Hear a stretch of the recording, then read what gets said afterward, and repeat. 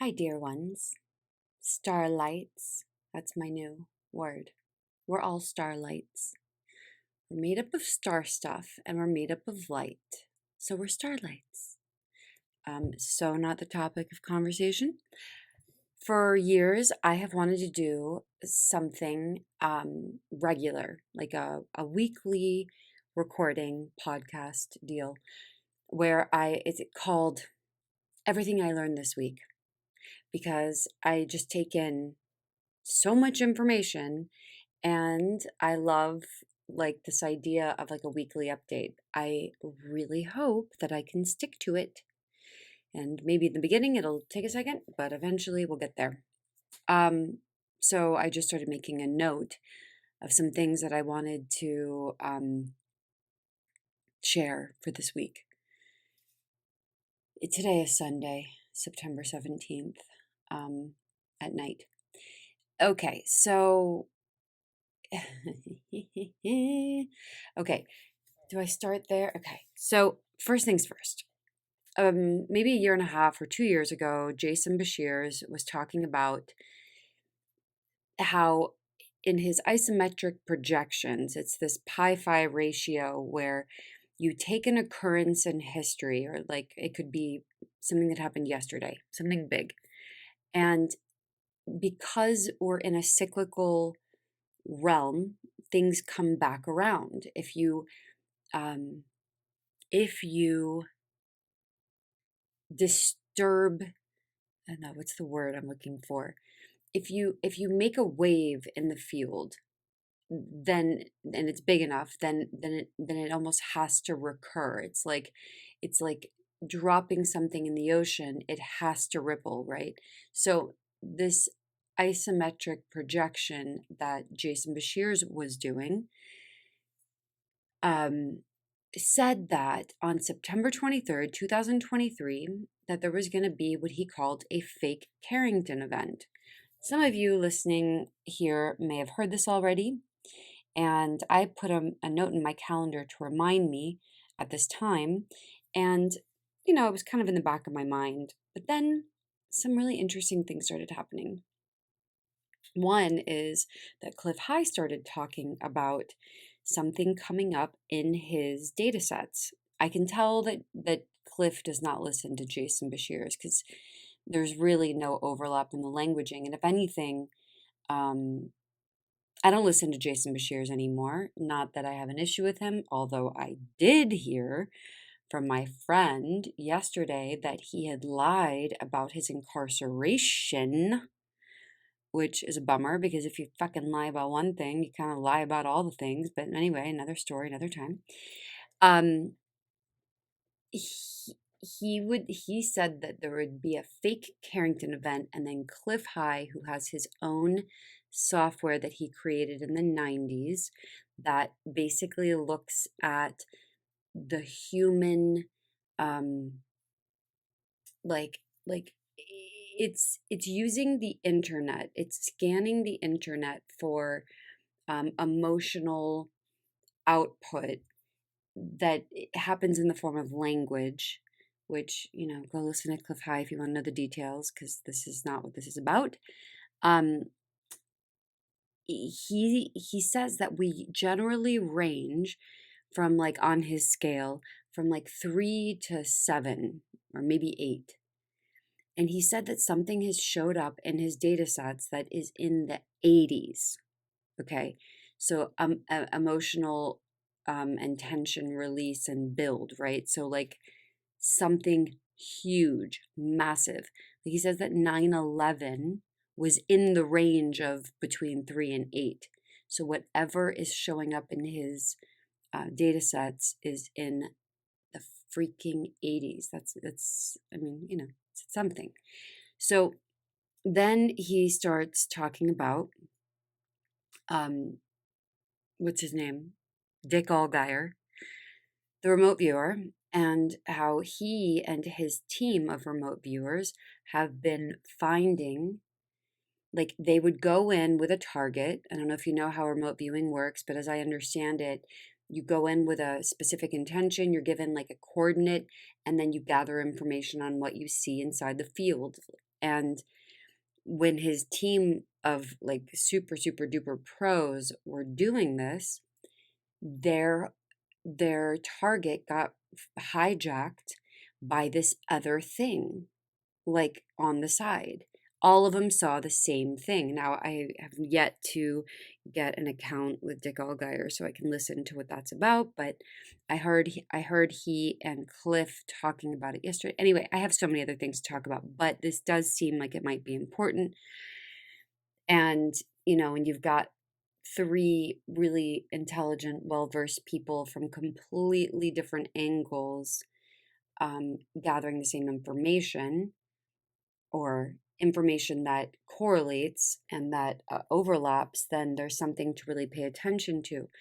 I did HBOA. I asked some questions yesterday, but I'm going to save that for another recording because I have more questions to ask. And actually, if after listening to this, you have questions about, maybe you've been following this whole thing that's coming up in the field, and maybe you have specific questions like where, when. I mean, those are the obvious ones. Don't ask those. But maybe if you have any more refined questions, please send them to me and I'll add them to my list. It's just worth looking into. There's something about Colorado involved in that. Anyway, but I did some HBOA questions and I got some interesting information. I only touched the tip of the iceberg, and I am going to go back in. So again, let me know if you have any questions. But I wasn't as concerned. I'll just tell you this. I did get that it's something very big. It's not, and it is planned, but that there is nothing I needed to do to quote unquote prepare. And I can't remember the rest right now. Speaking of HBOA, I started to get this really interesting. The whole thing has just been kind of like a download. So the initial download of figuring out how to do it, the system itself, was one thing. But then I use the system itself to gather more information. It's all about the way you ask the question. And it's fascinating. Because what I'm getting is, as I listen to Cliff talking about his bot thing that scours the internet for words, and I'm listening to Dick Allgaier with that, remote viewing. It's like, which is, in my opinion, like just floating around in the astral plane, which I really don't have any interest in. And, Jason Bashir's and it's all divination. Jason Shears is divining through old books. But here's the thing, guys. Just because it's an old fucking book doesn't mean it's true. I mean, propaganda has been a part of the zeitgeist for a hot one. You know what I mean? So what I'm doing is, I think I'm accessing, I've been questioning this. Like, what am I accessing and why has it been so accurate for me? And I think I'm accessing some version or even the same information, but I'm using myself as the instrument. Okay. And again, one's consciousness must elevate in order to, the information that one is able to gather in these fields really is dependent on your evolution in a way. So can anyone do it? Yeah. But it also bodes well that I am constantly seeking to expand and release beliefs and move on to the next thing. Anyway, okay, so that's that. Let me just move on because I have so much other stuff. Should I do? Yeah, okay. So I just want to speak again to this whole death fear thing that keeps coming up. There's most obviously, I'm not even going to call it certainly, but obviously, something going on in that so many people who are otherwise very happy, very loving, very optimistic, are having these fears, dreams, thoughts, Their minds are being hijacked with these thoughts of death. A friend of mine was telling me yesterday that she had this dream that she can't. I mean, it was months ago, she said, and she still hasn't recovered. That there was so much death that they didn't know what to do with the bodies. Like, and she's a very intuitive, amazing person. She said that she's never been so depressed, that she just doesn't see what she should be doing anymore, that she has no aim, that she has no goal. Like, and I can really relate to that. And as I left a voice note on my Telegram channel a few weeks back, or a week back, whatever it was, one day I literally sat here at this very desk and I just kept thinking about death and dying. And I love life. Like, I got no reason to want to die. And after putting it out there to a few friends, they told me that they too had those feelings. So I just wanted to say that again. And for as organic as I believe this place that we are in to be, there are very weird things happening. Like, I took a video of this. I need to post it. Maybe I can find a way to put it on this recording as I'm saying this part right now. It was raining, okay? The ground was raining, like drops everywhere.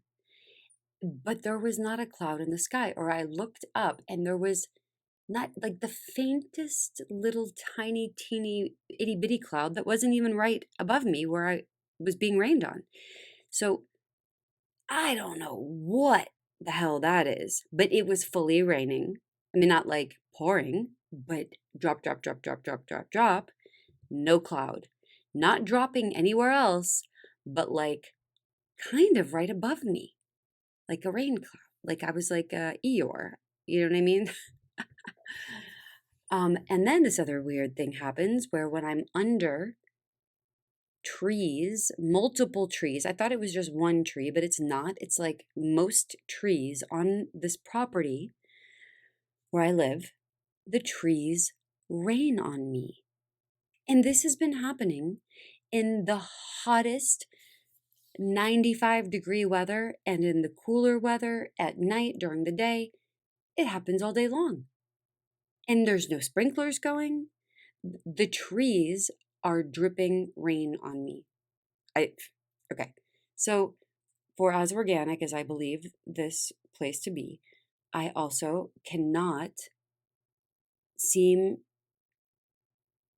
to manage to, yeah, I don't know, to, what's the word I'm looking for? To, not rectify, what's the fucking word? It's at the tip of my tongue.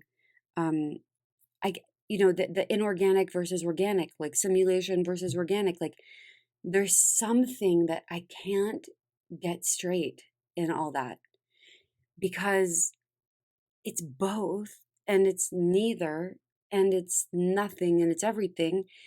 But between, again, I'm going to keep bringing it up, the Mandela effect, which people want to roll their eyes, people want to poo-poo that. I'm sorry. You're not paying attention. If you want to poo-poo the Mandela effect, you are not paying attention to what the actual fuck is going on. It's not just the Berenstein Bears people. Okay. This is not, I didn't even plan to talk about Mandela, but it just keeps coming to mind because I'm not going to go down that. I'm just not going to go there. Let me move on. I have a list. Yeah, okay. No, that, yeah, okay. So astrocartography. On astro.com, you can get a free account. I need a sip. Hold on. You can get a free account and you can put in your chart and there's all these free services. And at the very bottom of the page, there's an astrocartography. It's like an astro travel something map. And based on your chart, you can click anywhere in the world and it shows you exactly what that, where your lines are in relationship to that place. And I've been looking up all these different places and it's pretty freaking interesting. So in Ojai, it says you will, well, it says a lot of things, but one of the things it says is that I will be like a charismatic leader, spiritual teacher here. Now, mind you, it's not talking about Ojai, okay? It's not talking about the town. It's talking about the line that I have going through this particular place. So for somebody else, the line where they're the charismatic healer, leader person is somewhere else. Do you know what I'm saying? It could be in Timbuktu. I don't know. So for me in Ojai, it says that if I'm a person on a quest to get to the bottom of healing stuff and whatever, I will find answers here. That and systems and all this kind of stuff, and that I will be a charismatic but almost unapproachable or something, spiritual leader, and that if I'm here for a long amount of time, that I could end up feeling very lonely and isolated, and it was so accurate to what I feel here that I started just like taking it a little bit more seriously. I was looking at all the places I've lived in the past and reading up on them, like in New York, in the city, like I and DC even. I am like super powerful, like very social, but both my personal life and my um, career apparently are like really like I don't know, exciting.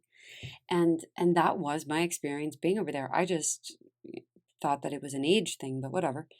So anyway, you might want to look into your astrocartography, and if you're married or if you have children, like looking at different places and making sure if you're thinking of moving, like where works for everyone, because I'm starting to think that there may be something to it. Now, I'm about to go against what I just said with this other thing. So, my Wednesday group, a woman, very cool woman who started as a customer slash client at Cosmic Lab, um, was talking about how normal astrology is what she called matrix astrology. And that, which I thought was so funny because I totally agree. It's like pretty freaking convenient. Just keep putting in the newspaper, get us all on your fucking blood moon, blah, blah, blah. It's like so obviously trying to control the masses. But anyway, she was talking about a way of doing the chart based on Galactic Center as, the North Star or whatever, like it's always based on something. And I think I don't know enough about astrology. I've purposely like almost refused to learn astrology because I just don't trust it. I've intuitively never trusted it. So she was talking about Galactic Center astrology. And so I looked it up one night and it was wild. Fucking wild. Every sign, which by the way, your sign will change, or at least it did for me. I became mainly Sagittarius as opposed to Capricorn, which really does resonate for me in a way. I've always felt more Sagittarius, just as a side note, because the two main things that pop out to me are I love to travel and I love to learn. So, um, yeah, like those are the two main qualities. And I feel so much more fiery than I do earth. Um, so yeah, that's worth looking into. And honestly, I wish I could do Galactic Center astrology chart with my astrocartography. You know what I mean? Like to actually not just look at it. Well, never mind. Okay. Yeah. Anyway, that's that. Was there anything else? Oh, yeah. Oh, okay. Let me read this. Um, I don't know if this is going to mean anything to you. Wait, am I supposed to read this? Yeah. Okay. So I woke up the other morning and I'm starting to, I think my life has been culminating and it's still continuing to culminate into this point where I will be ready to write slash illustrate. I don't know how it'll come out exactly, my theory of things. I don't want to call it a theory of everything because that just feels ridiculous. Like, how the fuck could I know everything? But based on HBOA, based on my testing and and all the data that I love to take in and just gives me all these data points to then navigate with HBOA, I think that that's what this is moving towards. And I call it Manual for Humanity. It's like a guidebook for being a human on the plane. Um, I've known that I want to do that for a long time, but my ideas and thoughts have changed so much that I'm so glad I've waited. But I do feel like that's coming. And in the morning when I wake up, like right as I'm about to wake up, there's an opportunity to hear with so much clarity that it may as well be a friend sitting right next to me talking to me. I mean, it's that clear. There's a voice that will talk to me and tell me really detailed stuff. And most of the time when I wake up, I just jump out of bed and I miss the opportunity. The other morning, I was actually I actually got up to just to write this because the voice was like, said this thing and it was like, go write it, go write it, go write it right now. Wake up and go write it. I was like, fine. And this is what I wrote. Do I read it the way do I read it? No, just that. Okay. The power of the human is to create truth through the imagination and the responsibility of the intuition. So I'm still dissecting that and feeling into that. If you have any thoughts on that, let it sit for a second. Let me read it again. The power of the human is to create, the power of the human is to create truth through the imagination and the responsibility of the intuition. I added in the words, the power of the human is to create matter and truth through the imagination. I added that in, but I put it in parentheses. And then the authentic human is here to experiment, to create novelty in collaboration with Ma plus Hugh. Okay, so Hugh for me is like a word for spirit. Ma is the mother, the great mother, Sophia, the planet, the plane. So Hugh, Ma, and then there's the letter N. And I started thinking, well, what's that N? Why do we say it's almost like the huma, like the huma? But then there's the mind, which I don't think is being called here. Now, I do know that the letter N being a consonant is like it's like a material letter.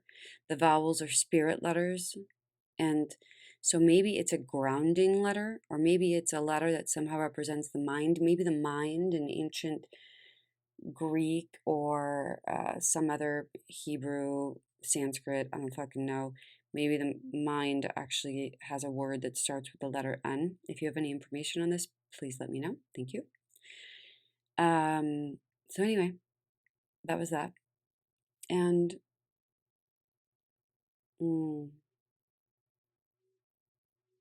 yeah, that's it. That's all I got. Look at that. 24 minutes. We're getting there. Um, that's all I have. I have to go eat, live my life, watch some TV. I've been watching Brothers and Sisters. Did I say that already? I think I might have said that in another podcast. I'm being a weirdo. I'm like obsessed. with fucking brothers and sisters from like 2007. Like I watched it 10 years ago or 15 years ago. And I'm watching it and I'm like crying. I think oh, this was another idea. I think I like to watch TV to have emotions because I'm usually by myself and I don't really get emotional about anything except for like my fucking dog killing my rooster. So I guess I do, but it's few and far between. And I think that I need an emotional release daily. I think it does me good. I am an emotional authority apparently in human design. Oh, that was another thing. Oh shoot, I can't go there, but I need to write that down for the next one. So wait, let me just write that down. Sorry, I had a thought and I can't forget. 8D, 5D, 3D. Okay. So I had this thought that to create these emotional, like even if it's through TV, like we think sometimes that they're like using us for our emotions and our fears, whatever. Like fuck that. I just watch stuff that makes me feel, right? Feel deeply and emotionally. And I get very invested in the characters. Like, and I'm using that. So when I start to feel an emotion come up, I bring up at the same time a goal. And right now I don't have one because, well, that's another thing to talk about that I'll write down. I don't know if I believe in goals anymore. I mean, I do. That's not true. I believe. I don't believe. I know that there's a time and a place for goals. But I'm using the words I am aimed. I am aimed. I just want to be aimed. I don't want to be aimless. I mean, who the fuck wants to be aimless? Confused, lost. Ugh. I am aimed. So I get emotional. I'm like watching the thing. He comes back from the war and he's like all distraught and like there the tears are coming and I'm like, use it, ride the wave, like be a surfer, right? Pop up on this and let the emotion, whether it's, sad or joyful or whatever. Like I don't think it matters. I just think it's an excretion of feeling. And so I do that and then I say or I think at that same exact moment, I'm aimed, I'm aimed, I'm aimed. Or, I feel great, or today was a beautiful day, or whatever it is. And I do that and I ride that wave and it's great. And I think it's working. I think it's working. Okay.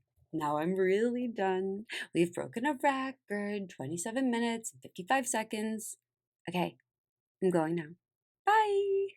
Okay, I shouldn't do that like that. Okay, I will talk to you guys later.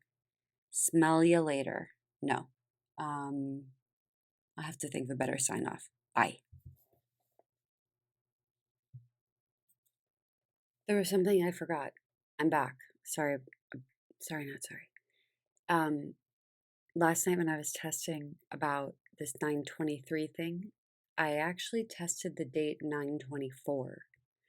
I forgot to also mention that Jason had shared this like montage that you can find on YouTube. I fucking dare you to look it up, dude.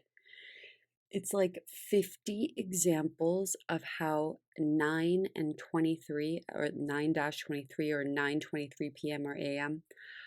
are in these, excuse me, in like countless TV shows, movies, music, like countless. So it's almost like the seed has been planted over and over for years, for decades, decades. But anyway, I was testing 924, but that's my little brother's birthday. Kind of a bummer. I hope something really amazing happens. Like, what if like just rainbows started like shooting out of the sky and the ground and like animals started talking? That'd be so much better, right? Let's hold the vision for that. Talking animals. Well, then everyone would have to become a vegetarian. Bye.